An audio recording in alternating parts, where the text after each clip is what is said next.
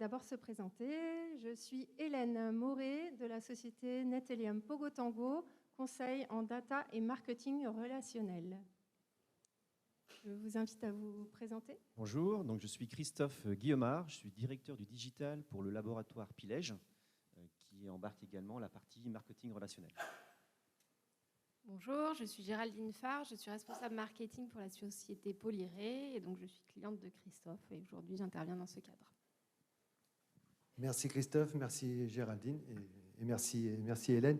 Donc je suis Christophe Bouguereau, dirigeant de la société Maison du Client et de la société Vous Écoute. Et donc tout comme Hélène, nous sommes basés sur Nantes et accompagnons les entreprises donc, dans l'amélioration de leur relation client. Aujourd'hui, donc, on est réunis sur le thème justement de l'évolution de la relation client. Et en introduction, ce que nous voulions partager avec vous, c'est qu'un phénomène nouveau est apparu ces dernières années. C'est que certes, le client est au centre des préoccupations des entreprises. Ça ne fait plus doute aujourd'hui. Mais il n'y a pas que le client qui rentre dans les préoccupations des équipes marketing-vente. Le développement responsable a pris et prend de plus en plus de place et c'est ce qu'on va tenter de partager avec vous ce matin. Mais avant de commencer, je crois qu'Hélène, tu avais une question à poser. Oui, j'avais envie de vous faire participer et j'avais une question à vous poser. Selon vous, quel pourcentage de la génération Y n'achète plus de produits auprès d'entreprises qui ne sont pas engagées éthiquement, à votre avis? Vous avez une idée? Est-ce que vous voulez nous proposer un chiffre?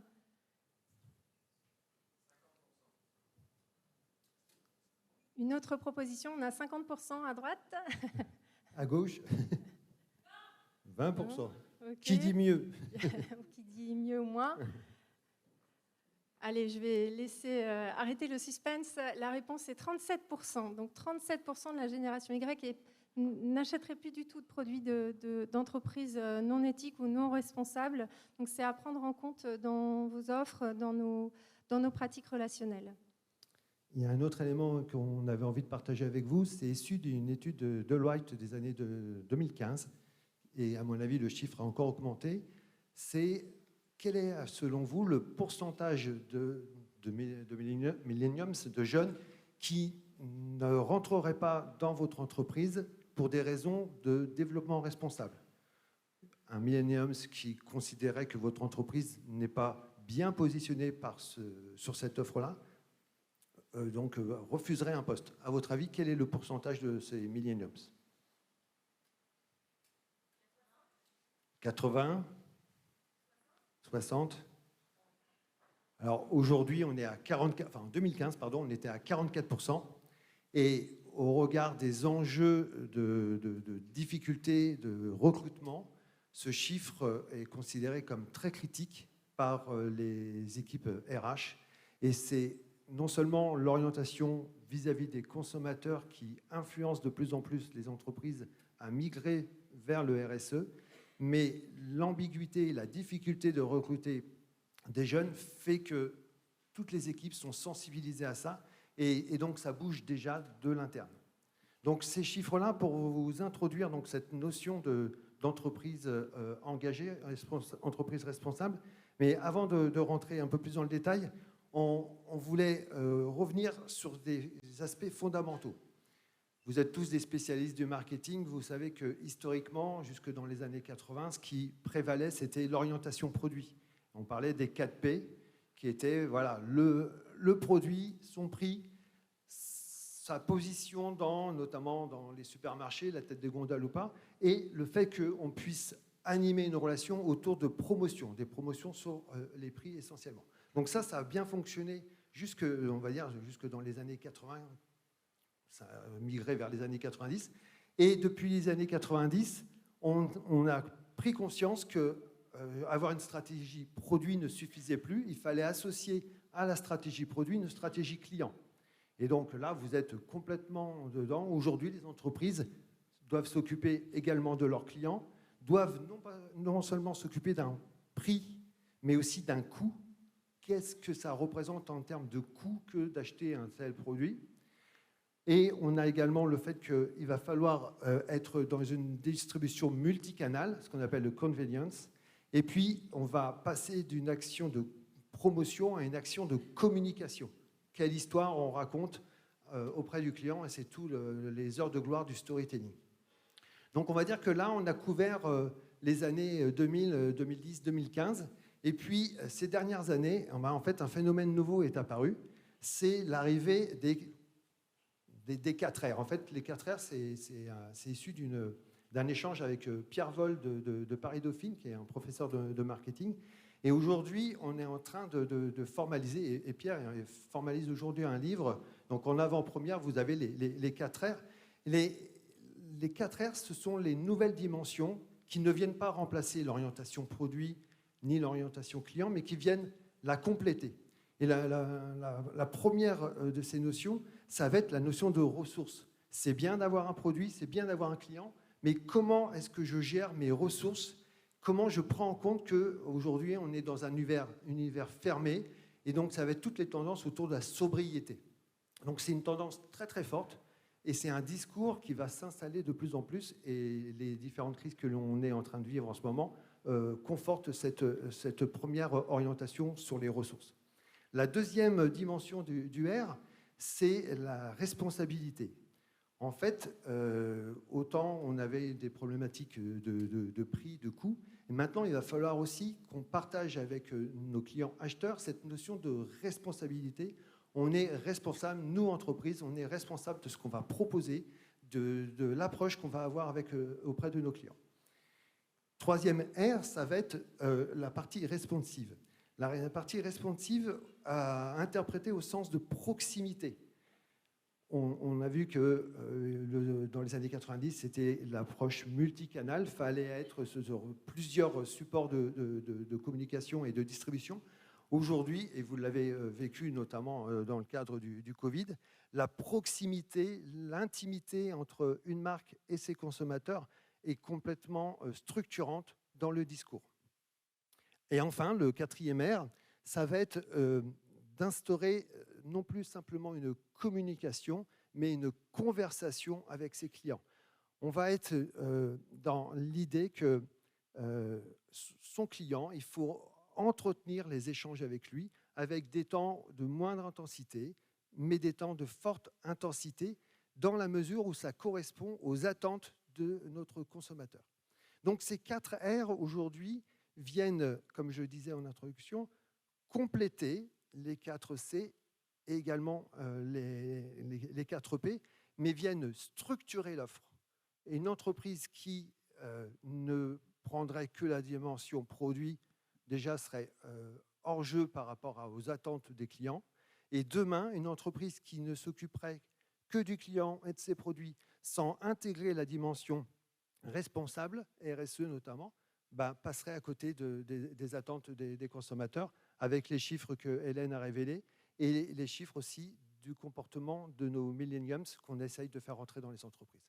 Voilà les 4 R que je voulais partager avec vous. Et donc, ce qu'on va proposer maintenant, c'est d'illustrer ces 4 R. Hop, voilà, ça c'était la synthèse sur les 4 R. Et donc, l'illustration, ça va être autour de 12 bonnes pratiques que l'on va partager avec vous.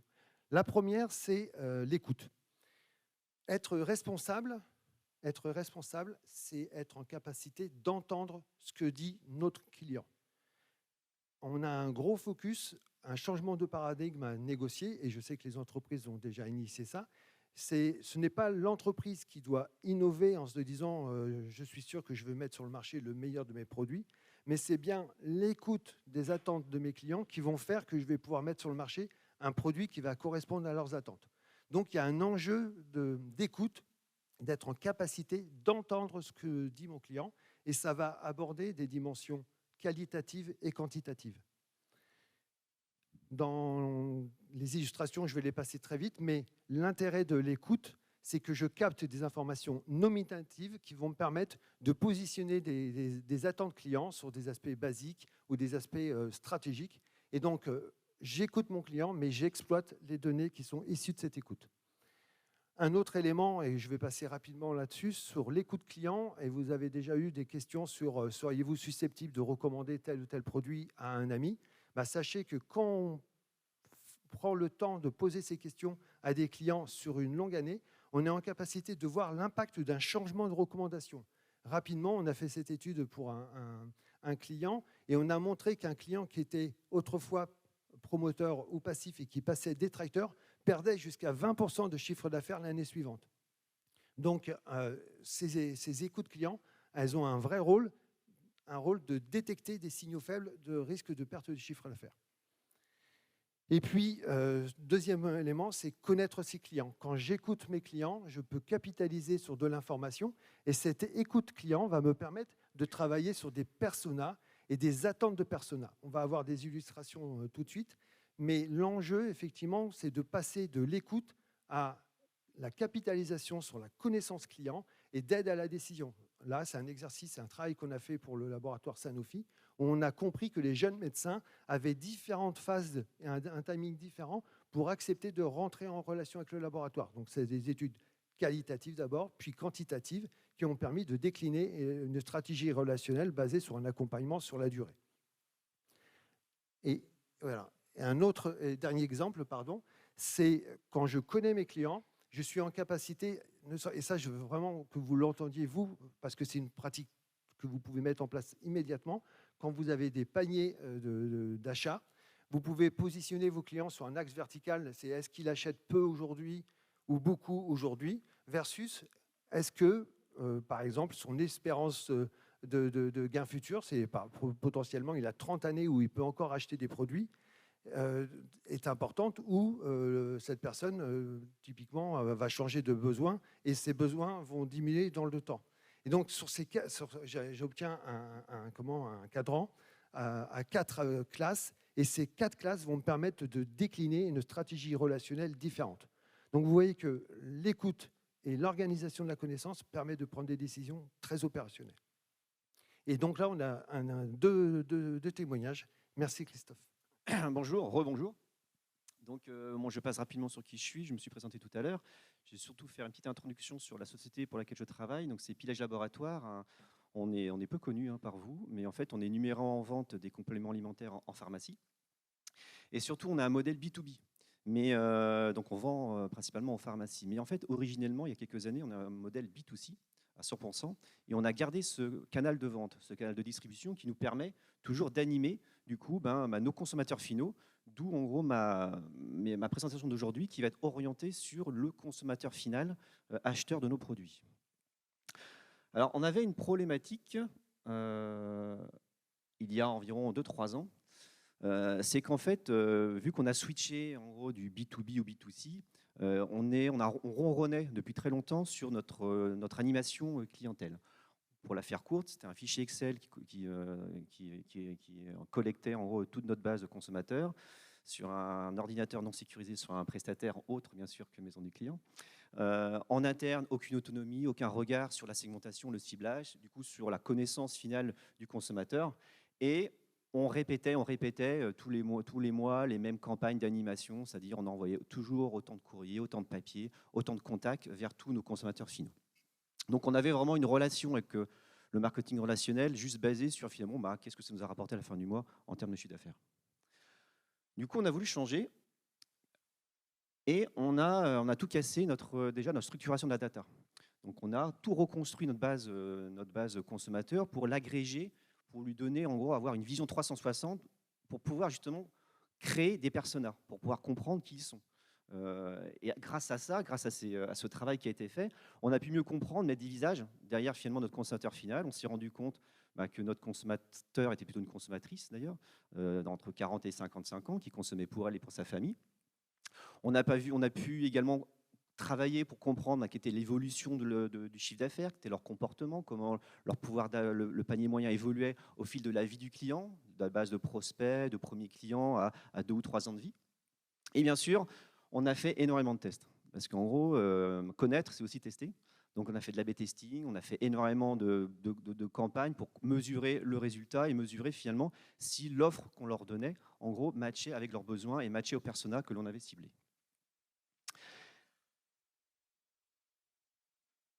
Alors, ce qu'on en tire, au final, c'est assez récent. Pour être honnête, ça a mis du temps. On a démarré il y a 2 ans la réflexion. Les premiers fruits commencent à être portés aujourd'hui. Donc, on a déjà bien sûr une meilleure compréhension. On sait parfaitement qui sont nos clients. On a pu les segmenter, on a pu leur donner des noms à travers les personas qu'a évoqué Christophe. On a fait beaucoup d'économies. Alors bien sûr, je vais être honnête, quand on a démarré le projet, il y a 2-3 ans, on n'était pas du tout dans une stratégie RSE ou une réflexion RSE. On était plus dans une réflexion d'optimisation, limite financière de nos actions. Donc on a énormément bien sûr économisé en coûts, mais en fait au final, on a beaucoup économisé dans nos contacts, dans nos emails, dans nos courriers. On a diminué énormément le volume papier que l'on envoyait à nos consommateurs, tout en conservant l'impact chiffre d'affaires. Pour être honnête, un courrier papier, c'est 10 fois plus rentable qu'un courrier email. Mais par contre, quand on envoyait un courrier papier, comme on répétait toujours ce qu'on faisait, on envoyait un courrier papier, un flyer, des asiles colis, un catalogue, sans se poser la question si finalement le consommateur à la fin, il ne prenait pas le catalogue et le mettre dans la poubelle.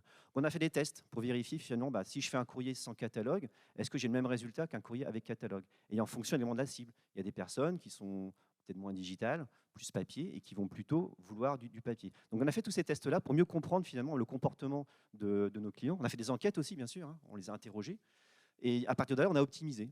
Et on a diminué également, du coup, énormément, en gros, le volume papier envoyé par courrier pour nos consommateurs.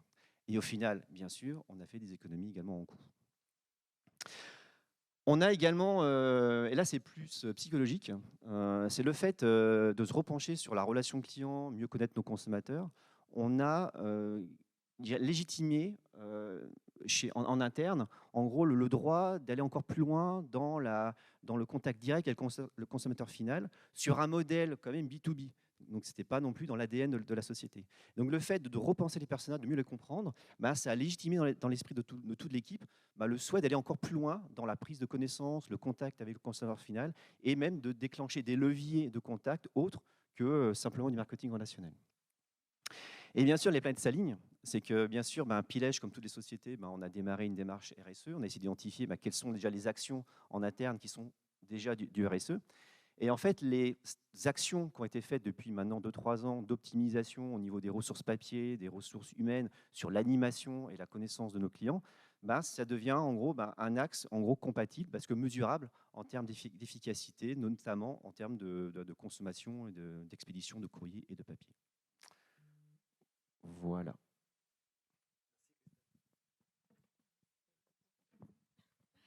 Bonjour à tous. Alors moi, donc, je suis responsable marketing pour la société Polyré. Alors brièvement, nous, on est une société française. On fabrique du stratifié, des panneaux décoratifs pour l'agencement intérieur.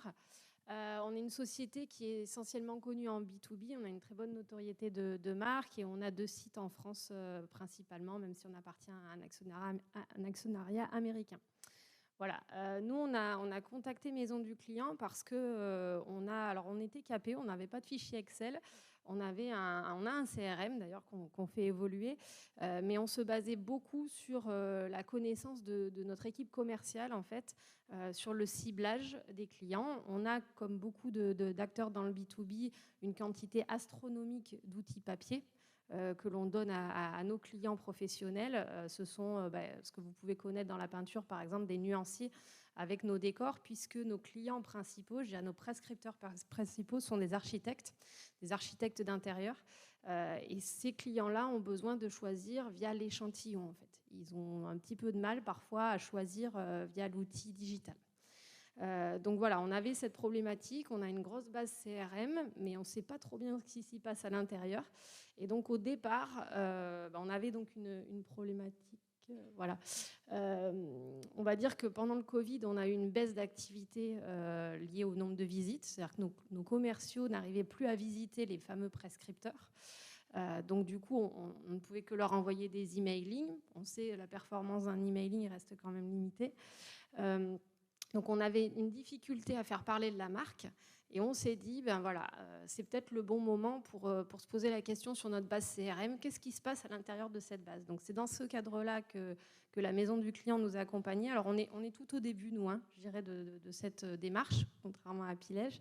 Et on s'est aperçu en analysant notre base CRM que entre ce que nous disaient nos commerciaux et la réalité finalement du marché, il y avait vraiment un gros écart.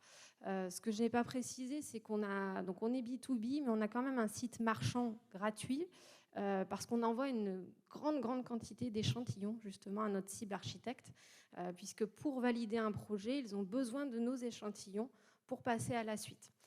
Et donc ça, c'est intéressant pour nous parce que c'est à ce moment-là qu'on a un contact très qualifié avec eux, puisqu'on sait qu'ils démarrent un projet. Ces personnes-là, on ne les facture pas, donc après on les perd au fur et à mesure du parcours client.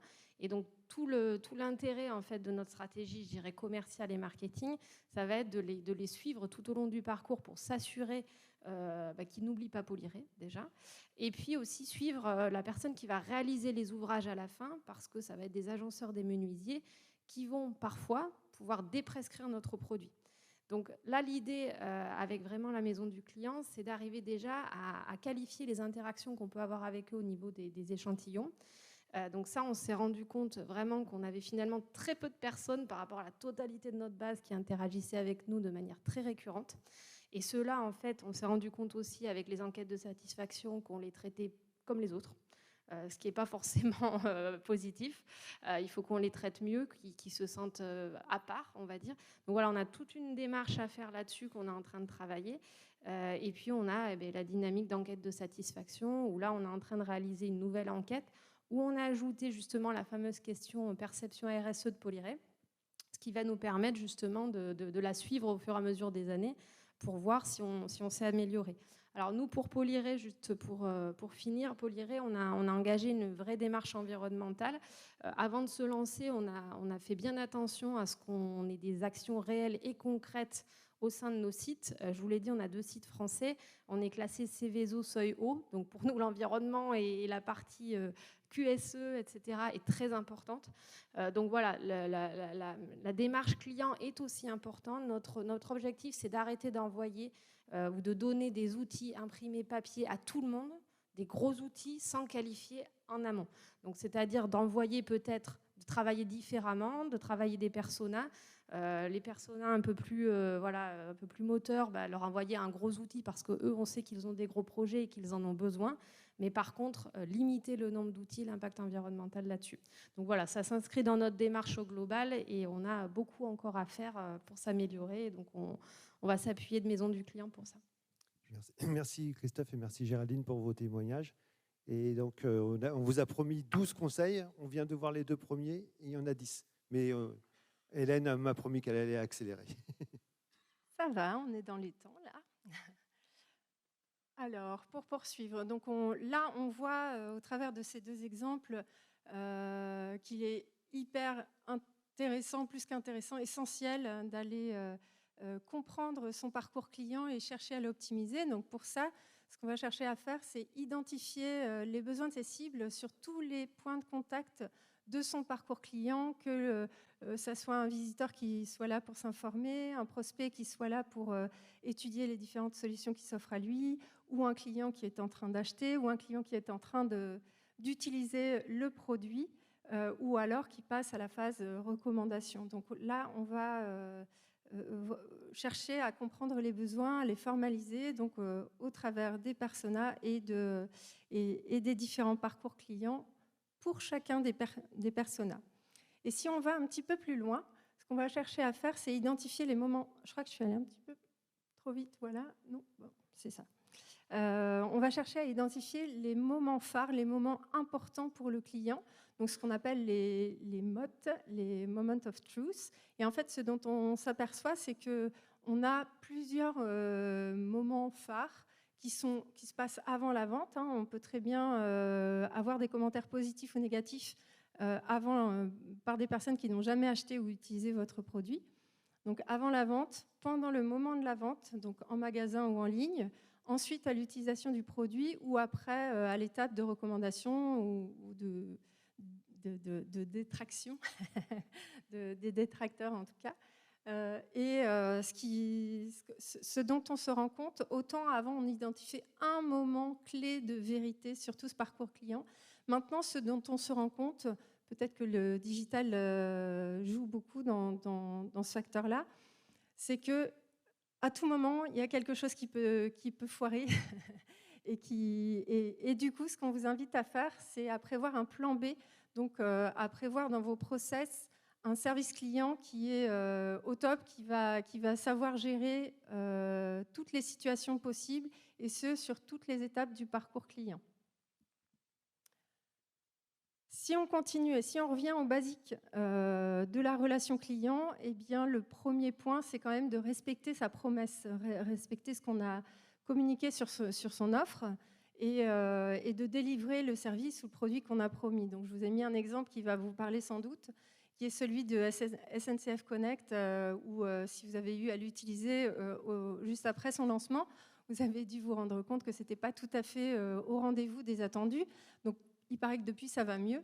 Mais en tout cas, c'est la première chose à faire, de proposer le bon service, le bon produit à niveau de votre communication. Ensuite, un autre point très important et de plus en plus important, alors non seulement au regard de la RGPD, mais pas seulement, c'est un point qui compte beaucoup pour nous, c'est de collecter et de respecter les consentements. Quand on parle de consentement, on parle de quoi? On parle des abonnements, de la gestion des données personnelles, on parle aussi des cookies. Et là, je vous montre maintenant un exemple de Kabaya, qui donc fabrique et distribue des sacs à dos qui sont plutôt sympas. Et j'étais donc abonnée à leur newsletter et j'en recevais tous les jours. Donc, c'était trop par rapport au cycle d'achat d'un sac à dos. On est sur quelque chose qui va peut-être s'acheter une fois ou deux par an, mais pas plus. Donc, recevoir des informations, c'était vraiment trop. Donc, je me désabonne. Et là, je trouve assez intéressant leur manière de faire. D'une part, c'est toujours un ton humoristique. Et en plus, ils me proposent soit de me désabonner. Donc, c'est là, je ne sais pas si vous arrivez à lire en bas la red pill, unsubscribe me from all mails. Ou alors d'avoir un niveau en dessous qui est de continuer à recevoir quelques mails, mais moins. Et ça, c'est aussi une manière intéressante de doser sa pression marketing.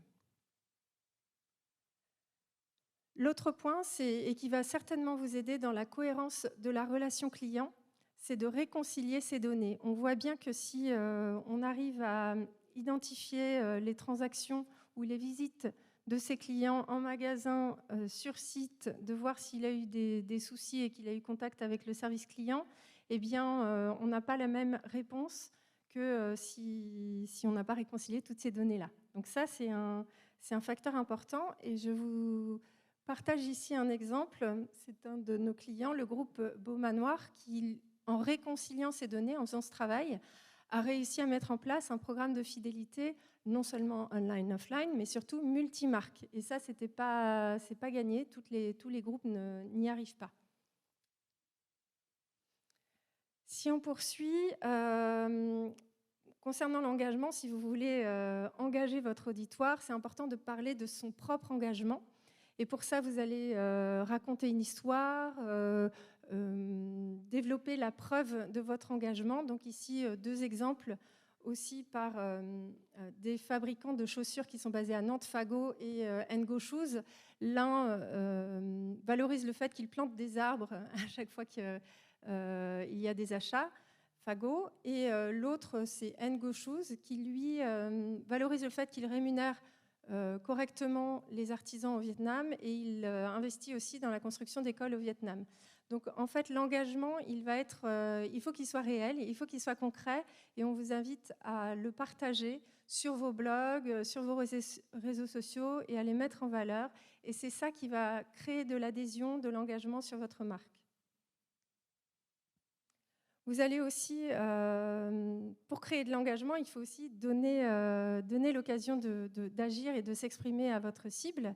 Donc, pour cela, créer des call to action sur tous vos supports, et des call to action qui, évidemment, ont du sens pour les engager.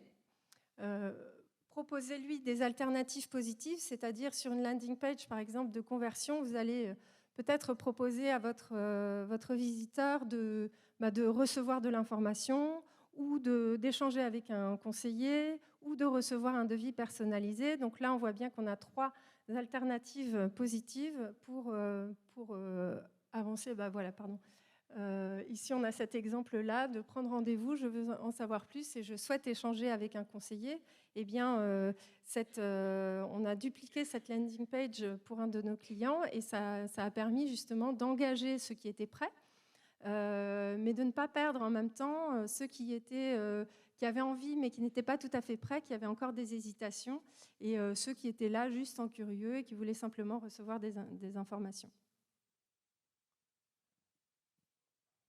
Toujours dans les leviers d'engagement, on a développé la notion d'appartenance et la notion de communauté. On voit bien qu'on a ici un exemple de Harley-Davidson, mais il y a d'autres communautés, des communautés professionnelles, des communautés. On a Thermomix aussi, qui est une marque qui est très présente à Nantes, qui a su créer des communautés. Et là, le client devient fidèle presque malgré lui, et il devient promoteur de la marque parce qu'il se sent appartenir, il sent qu'il appartient à cette communauté, il partage des valeurs, il partage des moments de plaisir ou en tout cas qui lui plaisent. Alors, pour ceux qui nous connaissent chez Pogo Tango, on travaille essentiellement sur la personnalisation de nos messages. Donc, la base, c'est de segmenter sa base, parce que ainsi vous allez développer des messages qui vont s'appuyer sur les attributs de vos contacts et sur leur centre d'intérêt. J'ai mis un exemple ici de l'alerte promo de l'aéroport de Nantes, qui, quand on s'inscrit sur son site, on déclare ses centres d'intérêt. Et là, je reçois une alerte promo qui est personnalisée à mon prénom et qui est personnalisée aussi à une destination que j'ai déclarée comme étant intéressante pour moi. Donc après, ça s'applique à tous les attributs que vous pourrez collecter et qui sont donc livrés avec consentement par vos cibles. Voilà, adaptez vos contenus, adaptez vos offres, écoutez vos clients en faisant aussi des tests A/B. Vous allez petit à petit affiner vos communications, que ce soit les mails, les SMS, la manière de communiquer sur vos sites, le ton que vous allez employer. Testez également tous ces dispositifs. Pour toucher la masse, une fois qu'on a dit ça, la difficulté, c'est quand même de toucher la masse et de manière cohérente. Et en fait, on se rend compte qu'on arrive à mettre en place des scénarios automatisés qui vont quand même être complètement contextualisés, personnalisés à nos clients pour peut-être 80 ou 90% des cas. Donc là, on prend les scénarios de bienvenue, par exemple, les scénarios anniversaires, les scénarios aussi qui concernent la RGPD. On va venir chercher à optimiser sa base, donc collecter du consentement ou en tout cas la nettoyer en mettant en place ces scénarios automatiques.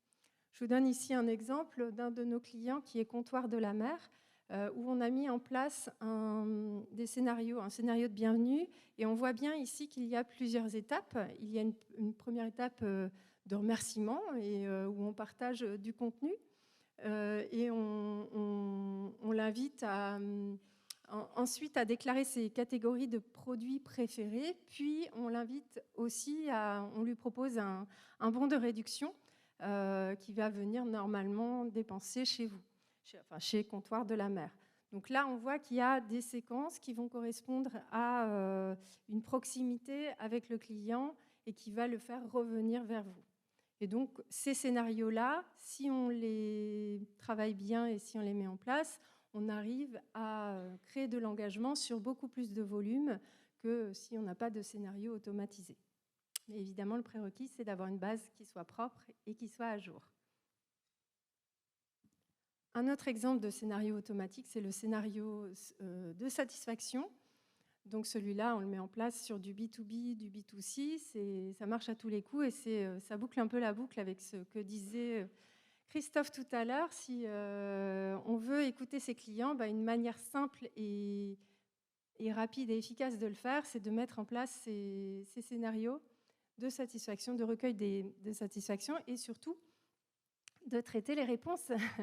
Donc d'aller remercier ceux qui vous notent bien et de traiter les insatisfactions, creuser, comprendre. Il y a peut-être des adaptations à faire dans vos process de vente ou de communication ou de SAV. Voilà, et une fois que vous aurez traité tout ça, on est réellement dans l'écoute. Dernier point, donc le 12e, c'est de... Voilà, quand on parle d'engagement, il n'y a pas d'engagement s'il n'y a pas d'indicateur. Et là, donc ce qu'il faut chercher à savoir, c'est qui sont... voilà, comment réagissent vos cibles. Donc là, il va y avoir des indicateurs d'intérêt, les visites, les clics, les prises de rendez-vous, des indicateurs de transaction, donc là, ce sont les achats, et des indicateurs aussi de satisfaction. Donc on vous invite à les identifier, puis à les mettre en place et surtout à les partager chez vous.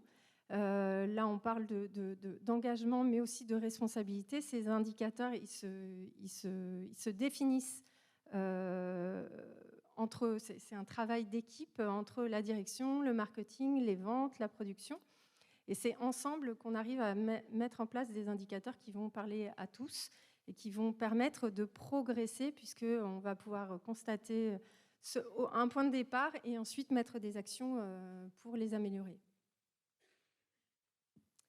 Alors, quelques points de vigilance avant de terminer. On n'est pas loin. Donc, pour une relation client engagée et responsable, évidemment, on a parlé de segmentation, on a parlé d'écoute, de base. Voilà, ayez une base à jour. On évite le marketing de masse, on évite de sursolliciter. Et évidemment, on prend en compte la dimension responsable. Ici, je vous ai mis deux exemples sur la surpression, sur la gestion de sa pression marketing, où on voit à gauche un trigger de panier abandonné. Donc la personne a reçu 7 mails de relance suite à un panier qu'elle a abandonné. Ça, dans la même journée. Donc ça semble un peu démesuré. On a l'impression que le trigger est un peu détraqué. À voir si ça pose problème vraiment pour la personne, mais ça questionne quand même. Et à droite, on a pareil, pas mal de mails envoyés par Frishti. Frishti, c'est une livraison de repas au bureau. Et en fait, là, on est sur une consommation quotidienne. Donc le fait d'envoyer des mails quotidiens pour une consommation quotidienne, bon, ça peut s'entendre. Le fait d'envoyer des mails quotidiens pour un achat de chaussures ou de retail, en tout cas de mode, peut-être que ça s'interroge. En tout cas, ce qu'il faut retenir, c'est que ça se contextualise et c'est toujours adapté au cycle d'achat. Je crois qu'on arrive à la conclusion. On arrive au bout.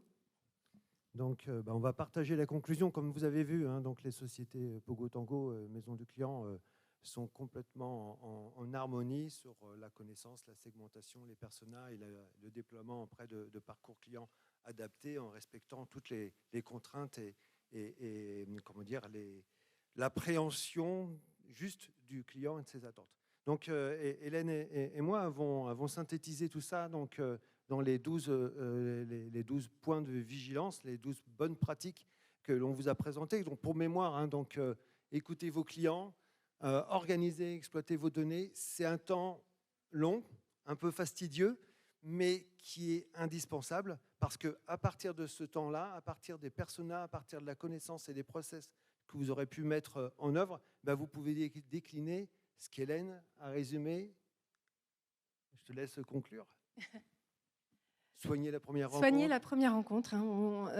Ce qu'il faut garder en tête, c'est qu'il faut toujours se transposer dans la vraie vie. Qu'est-ce qu'on ferait dans la vraie vie ? Ensuite, écouter et apporter toujours une réponse, que ça soit positif ou négatif. Penser expérience client et surtout personnaliser, contextualiser. Développer la proximité aussi, donc la personnalisation y contribue. Partager vos engagements, ça crée de l'engagement chez vos cibles. Inciter à l'action sur chaque support. Automatiser, ça va vous aider à monter en productivité, en efficacité. Impliquer votre direction et vos équipes, ça va donner de la cohérence à toute votre stratégie.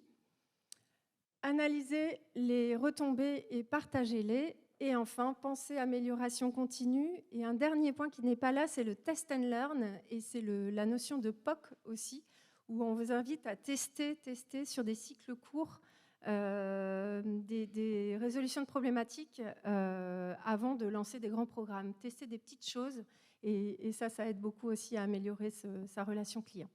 J'insisterai bien sur le processus d'amélioration continue. Il n'y a pas le grand jour où tout va être mis en place. C'est bien un voyage que vous devez mener, que vous devez initier pour certains, pour d'autres c'est déjà en cours. Et ce processus va faire que votre relation sera de plus en plus engageante et de plus en plus responsable. Merci à tout le monde et je crois qu'il y a une petite séance de questions-réponses. Sinon, nous sommes donc bien évidemment, Hélène et moi, disponibles sur nos stands respectifs. Quel stand? Pogo Tango Nathelium après. S18 et nous, donc, C'est ça. nous sommes en S20. Ah oui, Je vais donner la parole s'il y a des questions. Il y a 2 micro-baladeurs, je pense. Est-ce que vous avez des questions? Vous pouvez être clair. Géraldine, une question. Christophe, une question. Pas de question. Une réponse?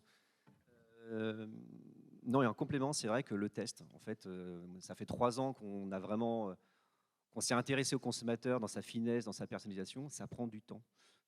Comprendre, construire les modèles de données, les data, les bases de données, passer encore plusieurs mois à les comprendre. Ensuite, faire des tests pour vérifier si ce qu'on a pensé de façon théorique, c'est vraiment ça. Et typiquement, un exemple, on parlait du pack de bienvenue. Nous, on a démarré vraiment cette réflexion profonde sur notre communication consommateur. C'est qu'au bout de 3 ans, qu'on vient de lancer un welcome pack, c'est-à-dire qu'on a identifié un parcours d'accompagnement, un parcours de bienvenue. Donc ça a mis 3 ans. Donc c'est très très long. Le marketing automation, on l'a démarré il y a 6 mois, simplement. Donc en effet, on y va étape par étape, lot par lot, pour justement aussi que les équipes aient maturent. Parce que finalement, l'aspect psychologique en interne, sur, je parlais de légitimité, mais de connaissance, de compréhension du sujet, ça prend du temps aussi. C'est un changement de métier pour certains. Merci Christophe. Géraldine? Et moi, une question, on a parlé d'engagement des équipes. Nous, on a besoin d'un engagement des équipes commerciales. Donc, comment vous pensez qu'on peut justement amener ces personnalités à comprendre ce parcours client? Hélène, tu as une réponse ou... Le premier point, c'est que, on va terminer, je vais faire une réponse rapide. Nous, on est là pour la relation client, on est là pour aider les équipes commerciales. Donc, il faut identifier des résolutions de problématiques pour eux et leur apporter un bénéfice rapide. Et comme ça, ils vont pouvoir bénéficier directement des apports de ces projets-là. Merci à tout le monde. Et puis, donc, nous sommes à votre disposition durant ce salon. Bonne journée, bonne continuation. Bonne journée.